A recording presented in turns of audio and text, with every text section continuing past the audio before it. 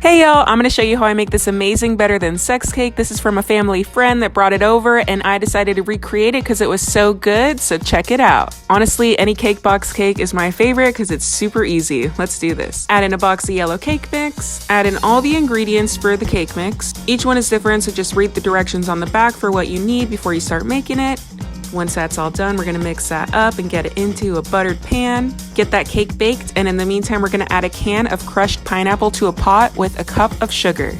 We're gonna let that boil and do its thing, and now we're gonna toast some coconut. Set your pan to medium heat and throw that coconut in there and just let it start to get a little bit brown. You wanna constantly be stirring it and just be careful because once it starts to toast, it can go really quick and you don't wanna burn it. Your house is gonna smell so amazing after toasting this coconut.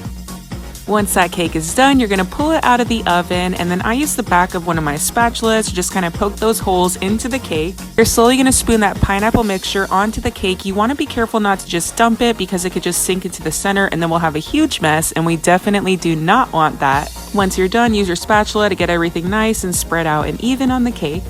And then we're gonna go ahead and make the French vanilla pudding. Once it's all nice and mixed, we're gonna slowly pour that on top of the cake.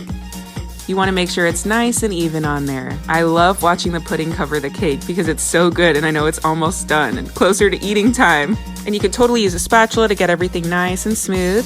And then we're going to start to make our whipped cream. Add 1/3 cup of sugar to 1.5 cups of whipping cream, and I added in a little bit of vanilla extract. I got that all nice and whipped together, and then once it's done, I went ahead and topped it on that beautiful cake. I topped it with some toasted coconut, and I did add some regular coconut too because I just think they go so good together. This cake is so amazing. If you make it, let me know. Enjoy!